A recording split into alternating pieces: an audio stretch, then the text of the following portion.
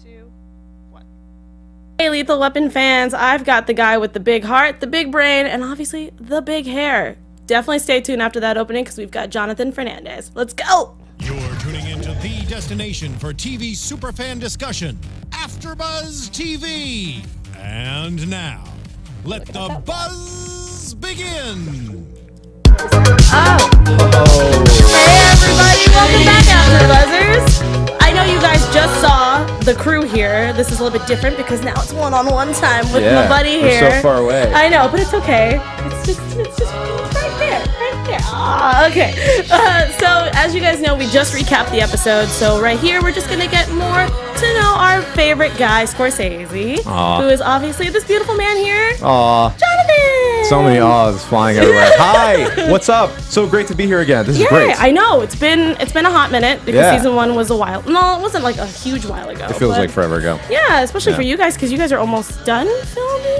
Or no, are we're like done filming? slightly over half. Okay, yeah, because I know that it's a little bit different. Cause some shows are like we've been done for months, and no, we're actually filming while the show is airing. Yeah, so. no, this one takes forever. Yeah. Like we only have a couple months off between seasons. Yeah. And yeah, I don't know. It's weirder when we're not doing it because it feels like we're just doing it all the time. Especially because the fact that you guys are so close too, that it'd be weird to be gone for like months at a time. I'll tell you what, like when we got into our first hiatus, and then the first time we saw each other, most of us was at Upfronts in New York in May, and at that point it had only been maybe we finished in like February or early March. So it had been like 2 months. That's crazy. Yeah, and then seeing them, and it was just like, and everybody's all fresh-faced and like not tired and stuff. And so it was interesting. It felt like real. That's when it felt like real family because it was just like, oh, I missed you guys. I didn't realize I haven't seen you in forever. Oh, I know. I stalk you guys on Instagram and Twitter all the time, and I'm like, oh, these pictures look like you guys have been friends for like years, and it's only been like what, a couple maybe at this point? Not even. Not even. Yeah. It's been maybe a year and a half. Oh God, I love it. And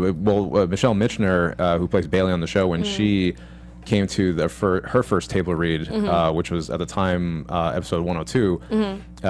We stuck around afterwards and talked for a while, and she was like, "This is crazy. It seems like this is a third season show with the way everybody's like carrying on and stuff." And that was like we'd only done the pilot at that point 3 months before that. Oh my God, I love that. That's like, I think that's the one thing I love about this show is that the fact that you guys all kind of clicked so quickly that it feels like you guys have been doing seasons. But anyway, I realized that I got right into talking about it and didn't introduce myself. Hi guys, I'm Alexis Torres. If you haven't seen previously the Weapons After shows, I've been doing this since season 1.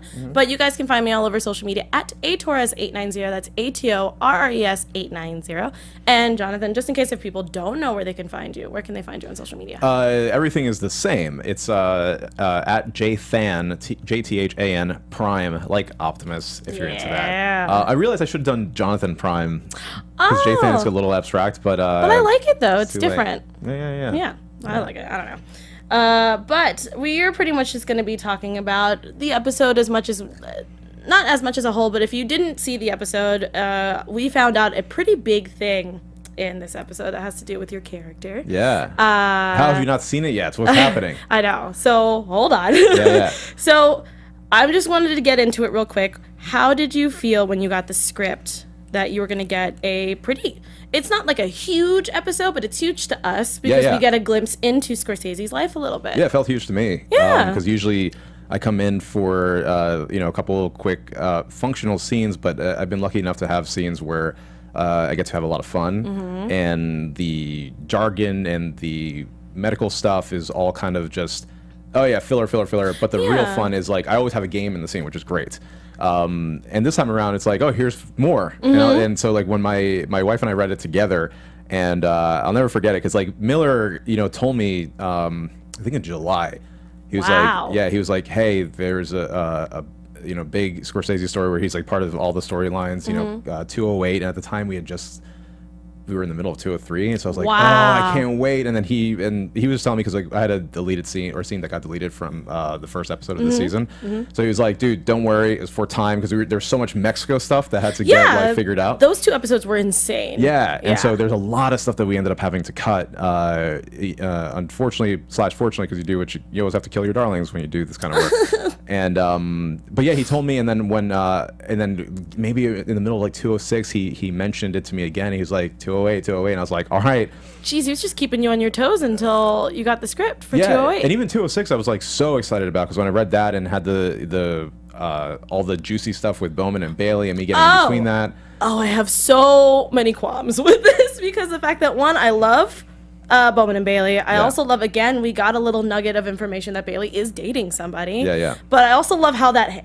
Okay, so we're going to gush a little bit, or at least I want to gush a little bit. I loved the scene of you telling that Bowman was an idiot, because the fact that he rejected Bailey because of her sex or whatever. And I was just like, oh, see, this is what I wanted. I wanted the fact of seeing that kind of like precinct family vibe of like, yeah, he's an idiot, you're an amazing, beautiful person. And yeah, so because we usually don't get to see that very often. Right. So it was nice. It was a small scene, but I liked it. Yeah, you know? it was great, and it was really fun that I mean, shout out to all the writers on the squad, because they're awesome. Yeah. And what was really cool about that episode, it was that about that scene rather, is that you can tell that Scorsese had like, it wasn't simmering jealousy, but it was like jealousy was like on low. Oh yeah, of course. Yeah, but it wasn't. But someone else might have written that, or a different show might have written that and just been like, obviously this guy has the hots for her, so let's make it a jealousy thing. But that's not as fun as just being like, just like, this is hot gossip. Yeah. You know, it's like, why did this happen? Yeah. And I'll think about the jealousy part later, obviously. Yeah. You know, so it was really cool the way that played out, and that was a lot of fun. Yeah, because I love that you kind of put it on the back burner of like, Bailey comes first, or the fact that you are my friend, and I think it's really dumb that somebody you were a vulnerable part in this sext, and then this guy was like, oh, and I didn't really care for it. And you're like, did Scorsese want to be part of the sext? Of Yes. course, 1,000%. But like you said, first things first, it's like, I want to make sure that you're okay. Yeah, and that we are in agreement that Bowman's an idiot. Yeah. Oh, yeah. And I love how like me and my co-host, even like fans, when we were all tweeting together, were like, yeah, we all know that. Have you seen Michelle? She's amazing. Whether she's in Bailey form or outside, she's just. She's amazing. Yeah, she really is. But yeah, but that's what I love about your character, is the fact that even though you're not in, I mean, you're kind of in every episode, but you're not like playing a huge part in every episode in in that aspect, that you can throw something Scorsese in there and it's like, oh, it's like he's always been there. You know what I mean? And that's what I feel so incredibly fortunate about that, because it, like I was saying before, it's a character that could very easily just be purely functional. Yeah. And it's awesome that they have given me a lot of leeway, and then also with what they write, a lot of liberties to just have a lot of fun. So like I was saying, it's like the medical stuff is and the cop stuff is like second to what's Scorsese's deal today? Like, what is the game that he's playing in this particular scene? And it's always an opportunity to be like, Murtaugh and Riggs are idiots. Yeah. And you need to pay attention to this thing that has nothing to do with the body. Yeah. You know? Exactly. And so that's really cool. And that's why I was excited for 206, because when I read all those scenes, like the Bailey and Bowman scene, but then also the mind melding thing. Oh, that was my favorite. Yeah, in and that I was like, episode. I was like, that's so much fun, and like being able to anytime you get to goof around, like fully, that's like full blown goof, right? Yeah. So when you're able to do a scene with Damon like that, where it's just like, this is primarily a comedy scene, is just like a dream come true. Yeah, and the fact that that's what I love about what you bring to this character, because in most crime shows, we usually have a coroner who's either very stern, or he's like too goofy, but he's never in it, or she's never in it enough for us to be like, oh yeah, there's that same coroner. I mean, I think for me, it kind of relates to Castle, where we had that female coroner who's always there all the time, but she has her own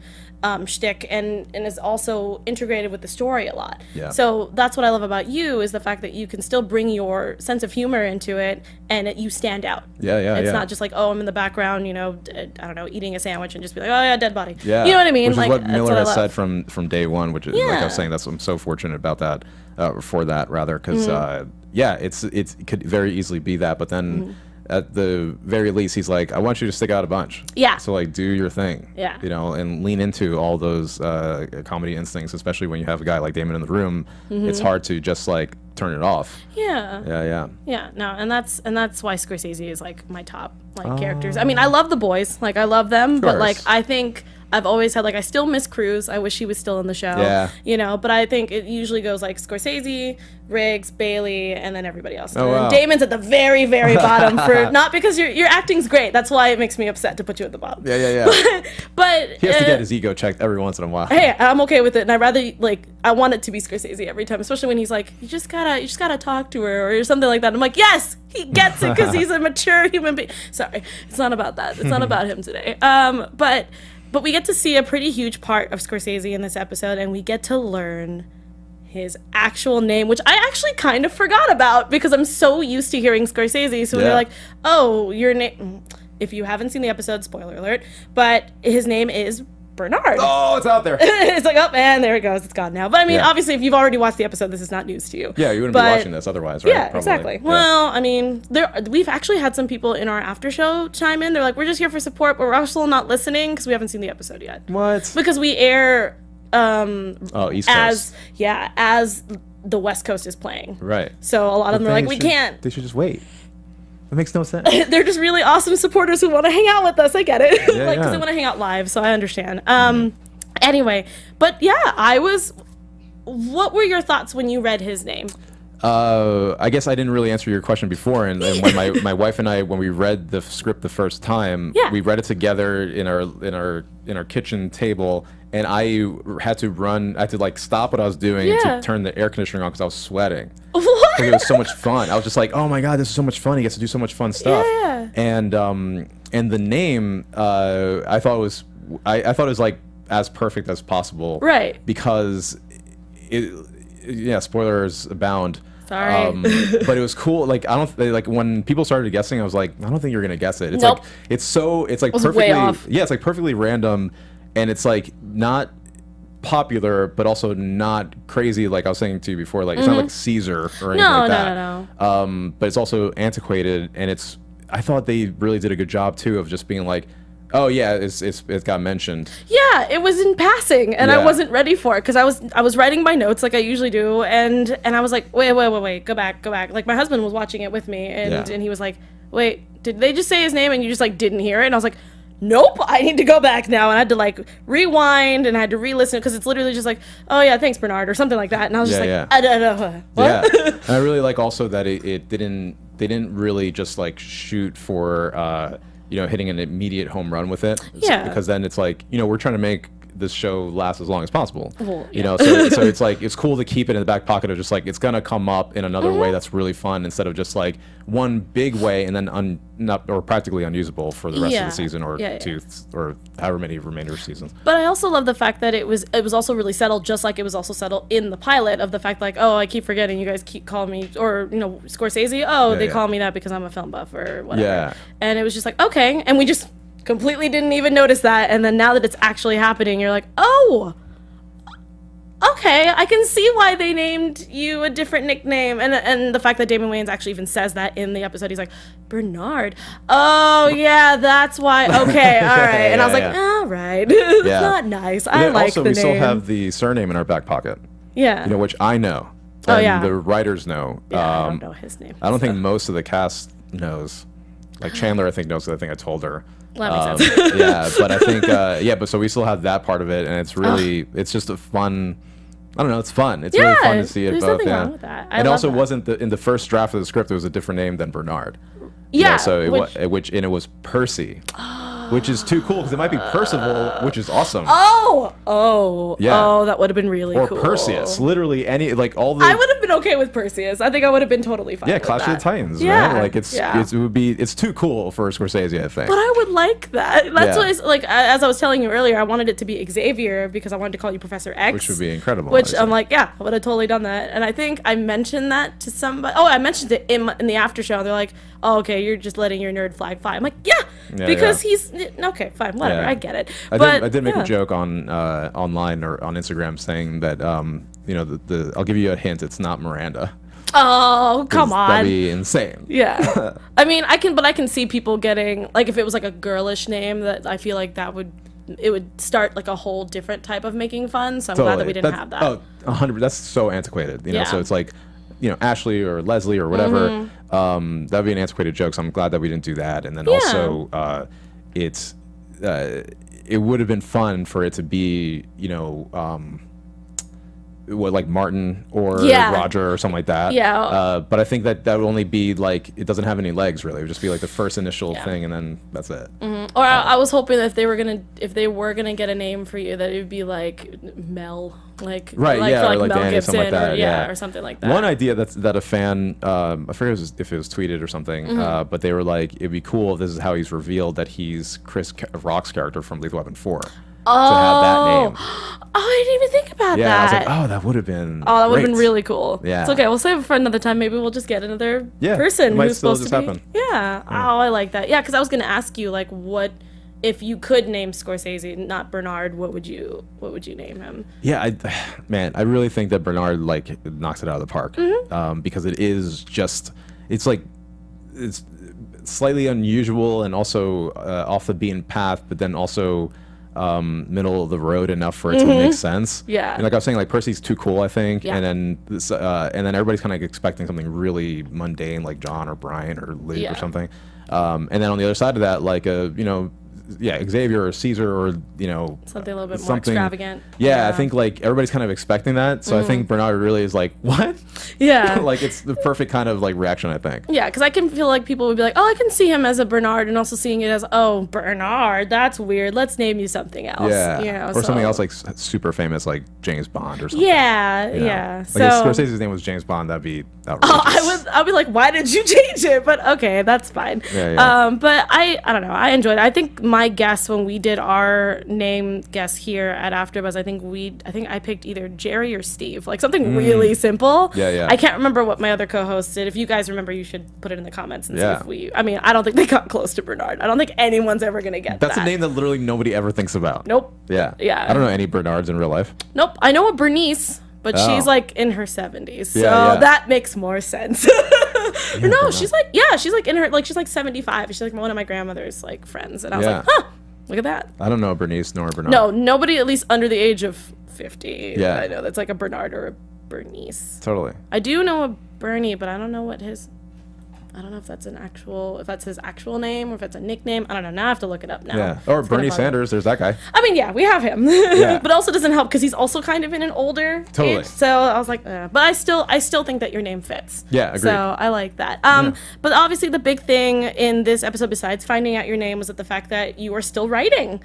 So, and I love that, again, it was sprinkled in through the episodes. Like, we didn't really talk about it. You were mostly made fun of for it. But Yeah. now I love that in the episode, Riggs even says, wait. You're actually writing? Like, that's what you're actually, like, this is not just us playing jokes. Like, Yeah. no, I have a full script. I've been writing it. This is what I do on my spare time. Yeah, and it's cool too when here's a major spoiler alert. At the time of this taping, I haven't seen the episode either. Oh, and so no. so I don't remember, because we improvise a bunch of a stuff. fair amount, and so I Yeah. wonder if I guess you tell me, that they keep the thing, like when you first find out that I'm writing the script and I show it to Murtaugh and he gets all upset about it, does Avery say something that's like, oh, I knew or I've read it already? Yeah.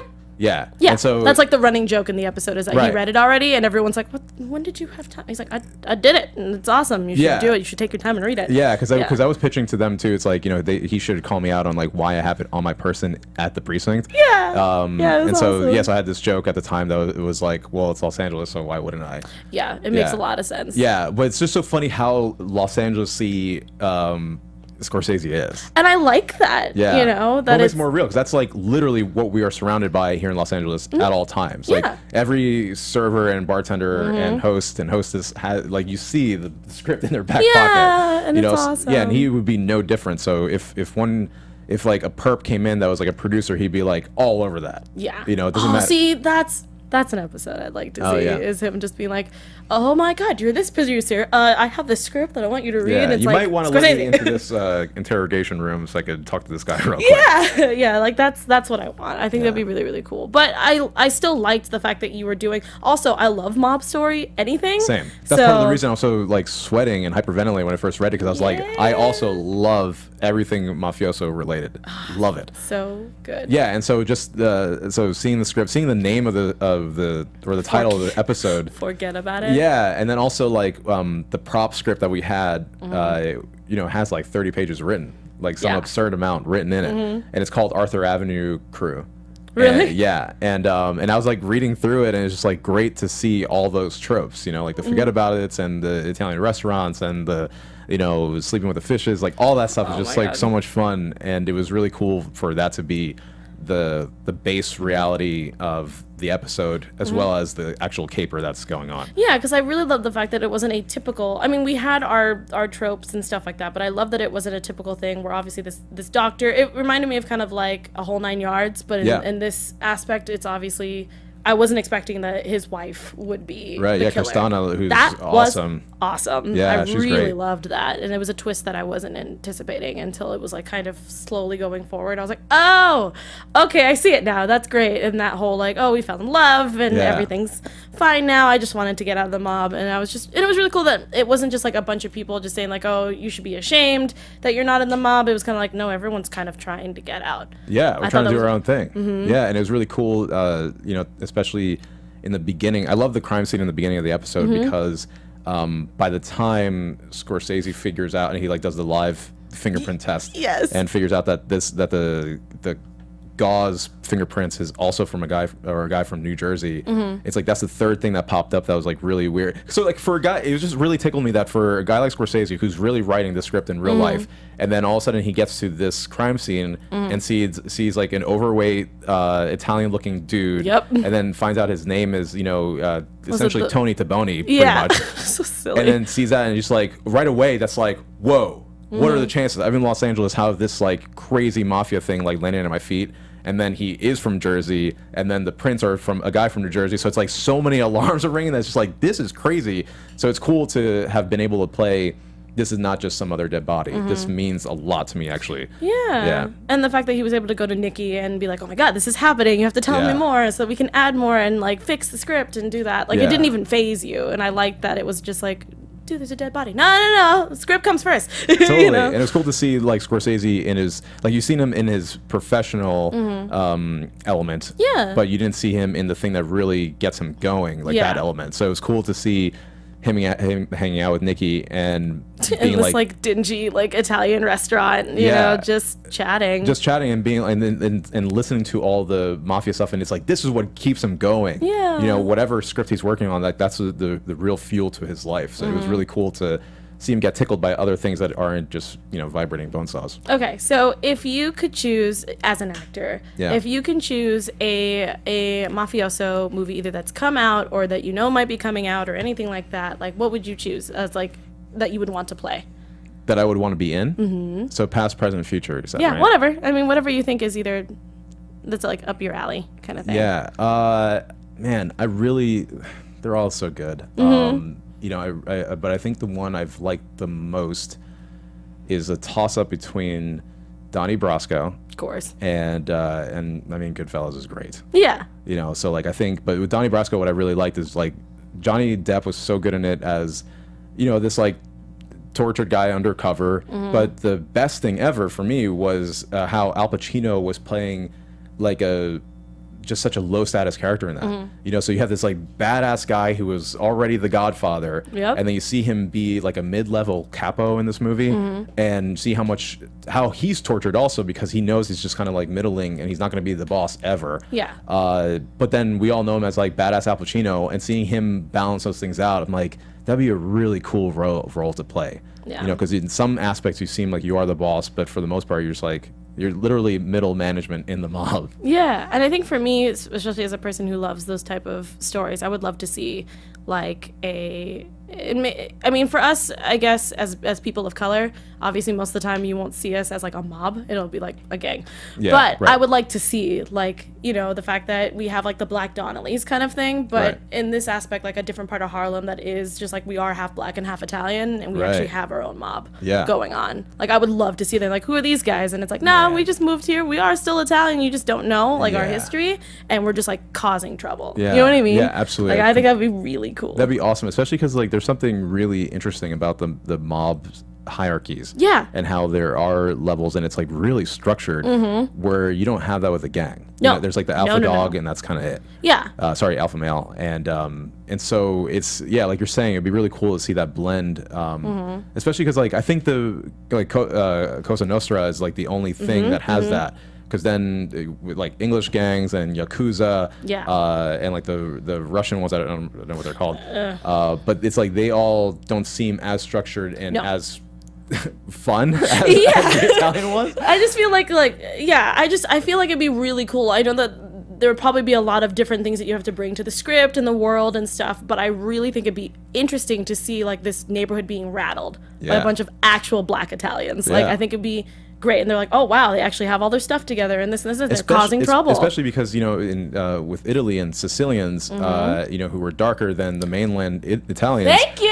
Like they used to be ostracized from the community because they weren't deemed real Italians. Yep. So if you have the step further and be like, these are a bunch of like black Italians or like Afro Italians, like that would be very different and very cool. I think it would be really and so cool. much struggle. There'd be so much struggle because they're like, if mainland Italian is first class citizen and then Sicilians are second class citizens, then like black Italians would be just 6th or 7th, right down there. Yeah, totally. So that's really interesting, actually. Because I feel like especially nowadays we're starting to kind of play with those groups. Like we had Luke Cage and like we have stuff like that where neighborhoods are huge in the family aspect and stuff. Why not just add just a full on? And hey, I didn't realize this until literally yesterday. The Wedding Planner was on TV for the 10 millionth time ever.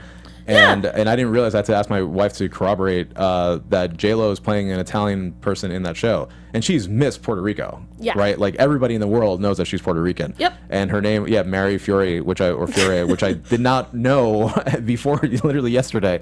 And so, but I was like, if J-Lo can do it, and everybody knows that she's Puerto Rican, like I feel like we can pass off, like we can at least do something like that. I just think it'd be really cool to just start kind of dipping into that and being able to start our own like stories like that, like the fact of just having, or even having like for us, like in my head I want like every single genre but with an all black cast just to see what it looks like, or an all Asian cast. Why not? Like so and not a farce to do like for real. Like I want it to be real. Like I want like a full on like Lord of the Rings version of it, or I want like something that's extremely nerdy in that aspect, or I would love a Departed. Like that would be really cool, especially because I mean the first thing that comes to mind for me is like like Belly was a crazy movie, and then you have Juice and stuff like that. But it is still like so like hyper gang. And that's not what I want. I want it to be like, I'm not saying that it isn't classy, but you know what I mean. Like there's there's a sense of class when it comes to being in a mafia. The black people that are in the Italian movies or the mafia movies are always like the guy that specifically does this one thing. Or he's cool because he's like can steal cars pretty easily. Like something really simple, or the fact that it's like, oh, he's the front man who like runs, like he doesn't run the restaurant, but he's the one that takes care of it if everyone's kind of gone, kind of thing, or just like a waiter or something like. There's a lot of room in there for different stuff for sure. I just think it would be earth shattering to see that. It'd just be really cool. I don't know. Anyway, we kind of went on a weird tangent there, but I was okay with it. So, oh no, I lost my notes. But I know besides that, do you think, you personally, not Scorsese, just you as the actor, do you think it's better for Murtaugh to stay a safe person, like how it is in your script? Or do you think he should start, loosening the reins a little bit? I think that's a really good question. I think that in order for a character to grow, he or she should always be dipping toes in other bathtubs, whatever. I understand what you meant. I just realized that people always say like, oh, they dip their toes in that, but they never really say what that is. I guess it's some sort of body of water. I guess whatever they're talking about is the thing they dip their toes in. But I think it would make sense for him as a character to keep doing stuff like that, because that's why we had this episode. That's why we had like the fun moments of this episode. Because I didn't even realize until I read it for the second time that how much of a role reversal it was in the car stunt, where it's like, oh, Murtaugh is now Riggs and Scorsese somehow is Murtaugh. And it's like cool. It's like, this is crazy, and Murtaugh's like, I cannot be as safe as you have me in your script. So it was cool to see him bursting through his own box, and I think he should totally do that as much as possible, I think. Because I feel like the reason I asked is because the fact that we're kind of seeing little itty bitty glimpses of Murtaugh kind of loosening up as the seasons have been progressing. Like the fact of sometimes he'll just go in guns blazing and not really care about it very, very faintly. And then we had him get high. I mean, it was by accident, but like, the fact that it just kind of happened and he just let it happen. We get to see that a little bit here. So I love that we got to see him kind of take you out of your comfort zone and go in this crazy, extremely dangerous car chase, which I think was not expected, obviously. No. I mean, of the character. Like, he wasn't, he thought that they were just going to go, I guess, pick this guy up, and then and Murtaugh would do all the business. But then the fact that, like, you know, I forget their names in the show, but Todd Grinnell is the actor. But as soon as he sees him, and it's like, oh, wow, all of a sudden we are now in this action sequence. Like, it's cool for Scorsese to not... that's why that line is so great, where he was like, all right, well, what should we do in this situation? My fake character, Murtaugh, or Bert Haw, would do the following things. You know, so it was great to see how uncomfortable Scorsese was, because he, like, all of a sudden, his common sense flew out the window, and he was just like, I'm trying to be this weird, logical way about this, and it makes no sense to reference his script, his fake script, to see how to do it. But it was close, because the fact that most of the time when things go awry, Murtaugh's the first one to be like, we should wait for backup, which you guys both repeated at the same time, and he was like, no, we're gonna do this right now, and I was just like, okay. Which, like, in that, like, that scene that we did in the morgue, when he's like giving me notes on my script, yeah, and originally I was supposed to have I had no lines. I was just kind of like, oh, this is crazy. But then we were having so much fun with it, and, like, you know, saying things. I've been doing comedy for a decent amount of time, and it's never not going to be funny to say the same thing as somebody else when you don't think that person knows that you're going to say it at the same time. That's always going to be funny. Like a banana, like people falling. That's always going to be funny. Exactly. And so it was really interesting to see that play out, and I think, like, but to say something about what you were saying before about like Murtaugh coming out of his shell a bit, is like, I would love to also see, like, Scorsese has one time in the Christmas episode of season 1 gotten pretty serious when Riggs is like, yo, I need you to look into this file, and I'm like, oh, Miranda, that's weird, and it's like, oh, this is serious. And then when I have to tell him that I didn't find anything in the files, that was pretty serious. And I would love, like, because Scorsese is like this low-key goofball, and it'd be cool to see him outside of his comfort zone, where it's like, oh, this is not a time to joke. You know, and I, like, whether it's unfortunately a cop that got killed or something that happens where it's just like, okay, we were all, like, firing on all cylinders to, like, figure this out. There is, like, a kind of a moment like that coming up in the Christmas episode of this year. To not say a little more, it's not, like, as serious as it was before. Of course. But it's cool that the show and the writers, they always take advantage of, you know, it's that special time of year, and it brings up a lot of emotions, both positive and negative, for a lot of people. And it's cool to lean into that, to have, like, that's the one that's a little more dramatic than the others. And special shout out to Katie Varney, one of our writers, who that's her first script. Really? The Christmas episode? Yeah. And Joe Smith, last year, it was his first script. This is her first, like, TV judging script. You, just kidding. No, it's awesome. She did such a great job, and she really knocked it out of the park with that one. No, I've always loved any holiday episode in any show, because they usually try to go some sort of serious route. Most of the time, because it is that special time of year that things most of the time don't usually go well, or sometimes they do. It really depends on the show or the characters, things like that. But that's what I loved about this show, is that the Christmas episode it completely turned for me, and I was like, whoa, okay, Fox, okay, I see what you're doing now. Even the last, 207 was real serious. No, and that's what we were talking about in this past, just the fact that it's only been 7 episodes is insane to me. I feel like we're, like, in, like, 25, like, down the road, but it's been serious every single time, especially with Riggs, which has always kind of been serious with him, but I feel like we're, like, pretty much picking at scabs at this point. Super dark. Whoa. But I love that about the show, that the fact that you guys can go full on banana peel kind of comedy, and then just all of a sudden go, oh, my heartstrings, it's gone now. Like, on a dime, too. And that's what I was kind of alluding to for this Christmas episode, where Scorsese is wearing something funny. Let's put it that way. And so it's interesting to see the dichotomy in that scene of just like, oh, this is kind of a goofy thing that's happening, but then also the overlying subject is pretty, not morose, but pretty serious. And so it's cool to see how, we literally flip on a dime. It's insane, but I love it because it's not, like, so jarring that I'm like, oh my God. Like, you know, it's enough to be like, oh, I'm at a happy point, or I'm at a high point, or even if it's like, oh, I'm at a very low point, and they try to, like, sprinkle in some humor just so it's not as terrible. You know? So that's what makes this show absolutely fantastic, is the fact that you can have both. And it's not too overwhelming or too underwhelming. Thanks. I mean, Matt Miller is the greatest boss ever. He's so good at his job, and all the writers are so great. And Tim Trella, our stunt coordinator, is just so amazing also. And it's like those are all, and they're all just so good at their jobs, and it's great to see it come to fruition instead of like, oh, we're kind of always figuring things out. It's like, no, they kind of figured things out fast. Right. So it's really cool to be a part of that. Okay, so speaking of stunts and stuff, Yeah. were you in the car during that car chase, or was that a stunt double? The answer to that is almost always a little both. Okay. And so they generally, here's a Hollywood not so secret. Yeah, so it's like we are always asked to do whatever we are most comfortable with doing. Yes.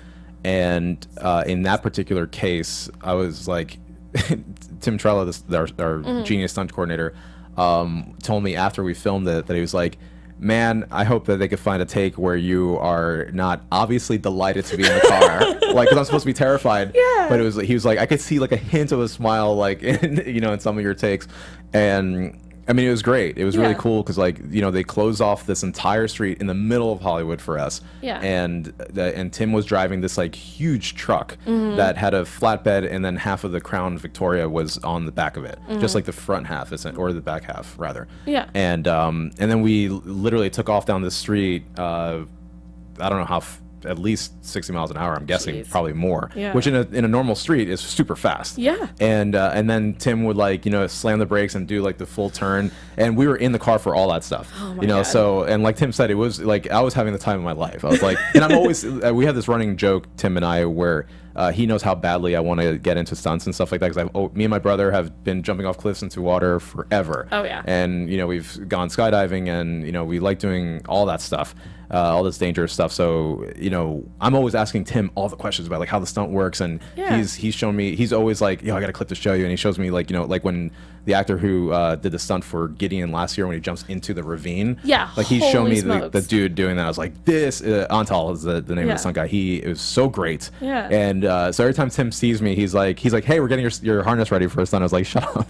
Oh, don't tease me like that. That's just rude. Yeah. I'm like already like getting ready for it. What right now? I'm like, oh, weird. I'm wearing my own harness right now. Oh my God, I want that. Yeah, yeah. No, so it was really cool to be like, you're doing it, and the besides the safety aspect, because the stunt guys are professionals at this. Of course. They also, even when one of us do our own stunts, because of the timing of everything, like we don't always have, we're trying to shoot as much as possible in such a short amount of time. So whenever we don't have to be seen, then the stunt people do all those. Got it. But then when they have like the shots where they have to see our face and all that stuff, and we're comfortable with doing that, then we have like that one shot that we all do, and then we're like, cool, we got to go and do another scene now. Right. And the stunt guys might go back and still do it 10 more times. Jeez. Yeah. Okay, well, I mean, I'm glad that you got to finally have a stunt and like hang out. That was really cool. I'm hoping for more. I know. Now I need a gun, and I need to, I don't know, fall off a building. Man, I'm telling you, I really want a Scorsese episode where you have to follow them somewhere for whatever reason, because this like case is really special to you, and you have to like jump off of something, like with Riggs. Yeah. He's like, all right, you ready to jump? I don't know, man. And then, I mean, obviously deep down you're like, oh, I've been waiting for this. Yeah. But yeah. You're like, no, I'm ready. Yeah. One of those. No, I think down the line there's just so much room to explore with this particular show. Like you have literally every character could be capable of doing anything on the show, and that will be the fun part, to see all the respective fishes out of water. Yeah, I'm still waiting for Captain Avery to have his episode where he has to go back into the field. Yeah, because he's been in his office for so long. I know, and that's the thing too. It's like there's like I've been in a scene with Keisha only twice. I know. And Jordana once, quickly in passing. Yeah. And I haven't met the kid. There's an episode coming up that we do that we are all there. Yes. But with Sans, Kevin, and Jordana. And so so it's like there's still so much room to be all like even if it's just like hey Scorsese, I need you to leave early and take Dante to somewhere, or I mean, I'd be okay with it. And that would be awesome scene to just be like, especially seeing Scorsese like try to like relate to RJ. Yep, that's what I want. It's just like have both the kids in the back seat and you drive and just be like, so what are you guys into? Please be quiet. Yeah, it's like stop trying to be cool. Yeah. Oh, that would be really cool. Oh, you guys want to read my script? No. So last two questions, because we're actually about to wrap up. We've been going for like an hour, so I'm like, too much fun to be had. This for like another 5 5 hours. So what would you like to see, even though I know that you guys are already kind of a little bit further into the season, what would you like to see for Scorsese in future seasons, since I want this show to run for like 12, 13 seasons, like as long as Supernatural's been running, pretty much. Yeah, I mean, yeah, sprinkle that McG magic on it, and want you'll have it. 13 seasons. I want it. Yeah, I think it's my wish is the same for all the non-Murtaugh Riggs characters. Yes. Is just finding out more. Like, it's cool to see our individual episodes because you do get to see us in different situations. But there's a lot of questions that haven't been answered with, like, you know, what's the deal with, you know, Kayla, for instance. It's like, where, like, why, just, you know, what do they want? Yeah. You know, which is always like a question that you ask of, like, as a screenwriter, as you're writing, you're like, you have to ask yourself that of every single character. And it's like, what does this person want? Why are they here? Why are we watching them? And the show has been has done a great job of making these people like really, really interesting. And now I think we're like slowly getting to the fever pitch of just like, all right, we really need to like want to know what the deal is with these people, you know, and why is Trish so good at her job? You know, like, is she? Because she's Trish. Yeah, I mean, like, but I mean, sorry, the road leading to that, like, how does she get there? Versus just being amazing, which she is. And the same thing, like, it was cool to get the, like, Scorsese's first stunt out of the way, and the name thing out of the way, and keeping our back pocket to, like, you know, being able to be used at some other point. And but then also just like, you know, seeing this person, or just like learning about, I don't know, just what makes them tick outside of the office, you know, because you get to see that a lot with Murtaugh and Riggs, because the show is about them. And so yeah, I think just like there's still some blanks that we could figure out with, like, Avery and, you know, and Bailey, and now Bowman and all that stuff. Like, there's just so much stuff to be had, and it's always interesting to see just like where, you know, season 3 will take us in terms of what's the gut-wrenching thing that's going to keep this unit together. Yeah, because I mean, it's a little bit different with Lethal Weapon, because I don't know if maybe it's because most crime shows are usually like on the East Coast and stuff, that they have like a bar that they kind of all go to and hang out after, and you get to kind of see more tidbits of the side characters. Said, yeah, Miller said that they asked him if he wanted a bar. And he was like, let's keep that in our back pocket. Yeah, because I think it'd be really cool. I watch too much TV, if you can't tell. But yeah, I think that would be kind of cool to be like, oh, hey, there's Scorsese and Bailey just talking, you know, and hanging out, having a beer, or Bowman just trying to be cool and trying to throw darts while he's drunk. I don't know. Just like, I think it'd be really, and like, I can see you like lecturing him, like, you have to go like at this point to like really get that dart. Like, I just want to see you guys outside of the precinct more, besides obviously our two main dudes or the families. And I think like by the time, you know, I haven't read past 213 yet, so there's I don't know what direction things are going, but I know, like, for the rest of the season, and then also you know, fingers crossed we get a season 3, then then it would be, I think, like, if it happens in season 3 for us to be, or for our characters to be explored more, then there's gonna be so much foundation, you know, season 1 and season 2, that it'll be like just that much more satisfying when it actually happens. Because, you know, it's like The Office. Like, the reason that show was so great is because at one point, like, you could almost write the jokes yourself, because you know the character so well that you're just like, oh man, I can't wait to see how Dwight's gonna deal with this one, because you already know.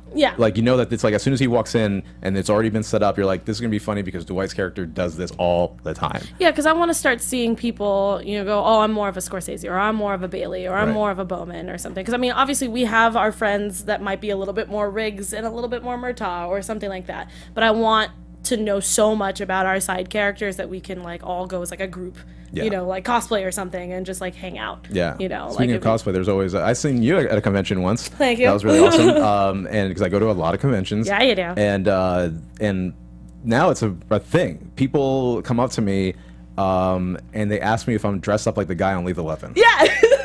It's so funny. It's so funny. It's like, no, I am the guy from Lethal Weapon, but thank you for noticing. And I live for the moment of their embarrassment when they're like, and I'm like, no, that's me, I'm the guy. And they're like, oh my God, that's so dumb. Why didn't I just ask you if you're the guy? Why did I ask you if you're cosplaying as the guy? That makes no sense. It's like, and they all said that afterwards, and it's so funny, it's so satisfying. That's my favorite. Yeah. But as we're about to get to a close, I have to ask the big question that everybody has on their minds: will they or won't they, Bowman and Bailey? To your knowledge, because you can't say too much. Yeah, I think more of us like a Johnathan. Do I want it? Do I not want it? I don't know. I think like I don't know. I think it'll be just a continued thing, especially because there's, especially with what you saw at 206, you see that you don't really know how Bailey feels about Scorsese, I don't think.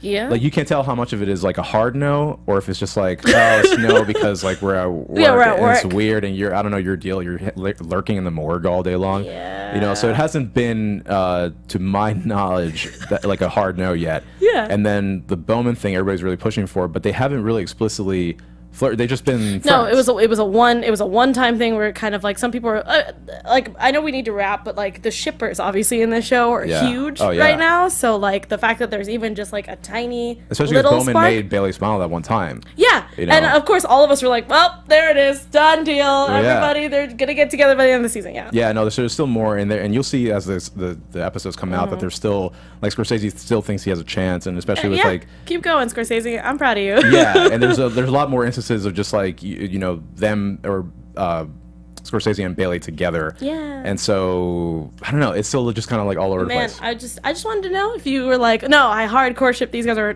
nope, staying out of it. I don't want any part. I think what they're pushing for is the triangle of it. Yeah. I mean, I'm okay with it because I think it'd be very interesting to see you like try to like step up to Bowman, like, hey, just know I've known Bailey a really long time. We just did a scene in 213 that is that.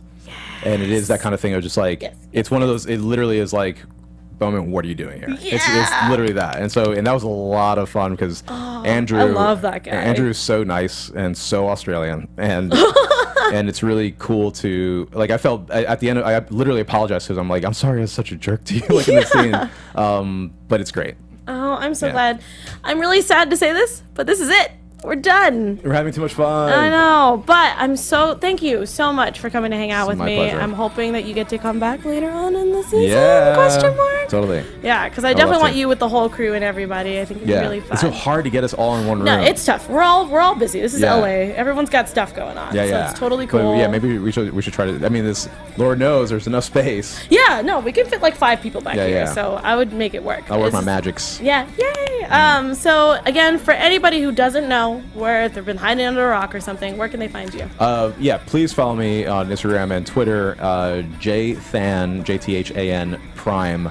I put a lot of behind the scenes stuff, so if you're interested in any of those things, Instagram's the thing I focus most on. So. Yeah. Oh, and also, is there anything that you would like to start, talking about? Not like NDA stuff, but like the fact that, like, Comic-Con things. Or I might be at CES doing something. I'm not sure yet in Vegas, but there's a comic book I'm working on with my sister-in-law that's gonna be like the Far Side that I'm the main character of, and that's like slowly rolling out. I've been writing the scripts, and there's some films I might be doing soon, and so there is a short film I'm shooting in a few weeks. There you go. That is very. It's like with the Together One Heart organization, and they are. The lack of a better way of saying it, like super anti-sex trafficking.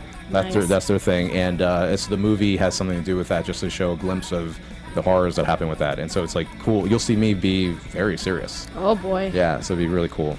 I mean, for a good cause too, obviously. Yeah, of course. And I think that's awesome. And I'm really happy for you that you got all these stuff like planned out. You got lots of projects coming up. I'm always trying to be the guy doing a million things. Hey, I give it to you because I can't anymore. I feel like I'm too old for that. And also play video games. Yeah, always. And you guys can find me at ATORES890. That's ATORES890. Definitely catch our after shows every Tuesday, 8 p.m. We will be talking about Lethal Weapon until it is forever playing. Again, 13 seasons, I'm hoping. Yeah. And definitely catch my co-host. We just recapped. I know we didn't talk about it in this episode, but we do a full recap. It's literally right before this, so look it up on AFTERBUZZ TV Drama. You will find it. Guys, have a wonderful rest of your week, and we will see you for episode 9 of Lethal Weapon. Yeah. Bye, guys.